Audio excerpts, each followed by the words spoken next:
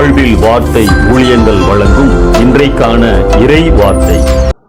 நம் ஆண்டவர் இயேசு கிறிஸ்துவின் இணையற்ற நாமத்தில் இந்த காலை வேளையிலே மகிழ்ச்சியோடு உங்களை வாழ்த்துகிறேன்.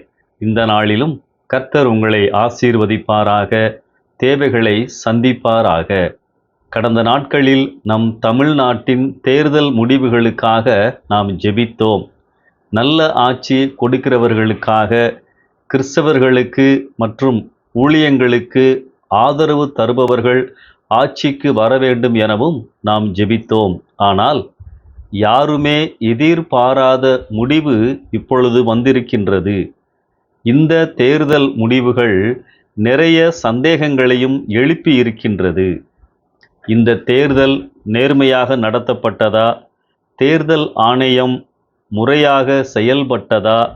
இவிஎம் கருவிகள் நியாயமாக ஓட்டுகளை பதிவு செய்ததா? இப்படி பல சந்தேகங்கள் மனதிலே அநேகருக்கு தோன்றியிருக்கின்றன.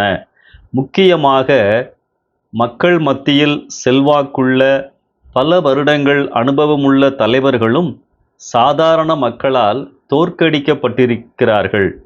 இதுவும் சந்தேகங்களை வலுப்படுத்துகின்றது. இது அலையா அல்லது சதியா என்று தெரியவில்லை. ஆனாலும் இந்த சூழ்நிலையை கிறிஸ்தவர்களாகிய நாம் எப்படி பார்க்க வேண்டும்? நம் இளைய சமுதாயம் வாலிபர்களுக்காக ஜெபிக்க வேண்டும்.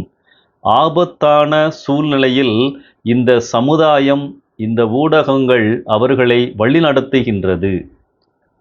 நம்முடைய ஆண்டவர் பரம ஞானமுள்ளவர். அவருக்கு தெரியாமல் எந்த ஒரு காரியமும் நடப்பதில்லை. கடைசி நாட்களிலே நாம் வாழ்ந்து கொண்டிருக்கின்றோம். துரோகங்கள், வஞ்சனைகள், உபத்திரவங்கள் வரும் என்றுதான் வேதம் போதிக்கின்றது. நாம் பரலோகத்தை நோக்கி பயணிக்கிறோம். ஆண்டவர் நம்மை அதற்காக உருவாக்குகிறார் என்பதை நாம் எப்பொழுதும் நினைவில் கொள்ள வேண்டும். இந்த தேர்தல் நேர்மையாக நடைபெற்றிருக்கிறதா என்ற சந்தேகம் இருந்தாலும் கர்த்தர் இவைகளை அனுமதித்திருக்கிறார் என்பதுதான் உண்மை. இந்த நேரத்திலே 2 வசனங்களை நினைவுபடுத்த விரும்புகிறேன். அவர், நம்முடைய தேவன், காலங்களையும் சமயங்களையும் மாற்றுகிறவர். ராஜாக்களை தள்ளி ராஜாக்களை ஏற்படுத்துகிறவர்.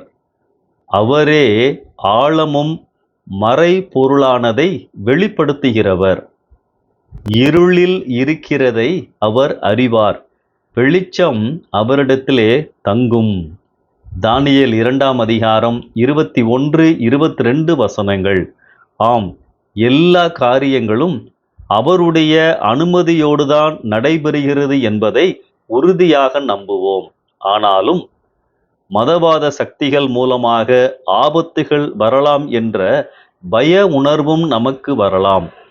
திட்டம் போட்டு தீய சக்திகள் தங்கள் திட்டங்களை கொஞ்சம் கொஞ்சமாக நிறைவேற்றி கொண்டிருக்கும் பொழுது நம் ஆண்டவர் ஏன் மௌனமாக இருக்கிறார் என்ற கேள்வியும் நம் மனதிலே எழாமல் இல்லை. பல வருடங்களாக ஜெபிக்கிறோம், ஏன் மாறுதல் இல்லை? இங்கேயும் ஒரு வசனத்தை நினைவுபடுத்த விரும்புகின்றேன். என் காலங்கள் உமது கரத்தில் இருக்கின்றது. சங்கீதம் 31:15. இந்த விசுவாசம் இப்போது மட்டுமல்ல, எப்போதும் தேவை. இப்போதுதான் எபிரேயர் 11ஆம் அதிகாரம் முழுவதும் நமக்கு தேவை. அந்த அதிகாரத்தை மீண்டும் ஒரு முறை வாசியுங்கள். அற்புதங்களும் பாடுகளும் கிறிஸ்துவோடு வாழும் வாழ்க்கையில் உண்டு. உலகம் அவர்களுக்கு பாத்திரமாய் இருக்கவில்லை. பரம தரிசனத்தோடு வாழ்ந்தார்கள். ஆம், நாம் இப்போதும் ஆண்டவரின் கரத்தில்தான் இருக்கிறோம். எப்போதும் இருப்போம்.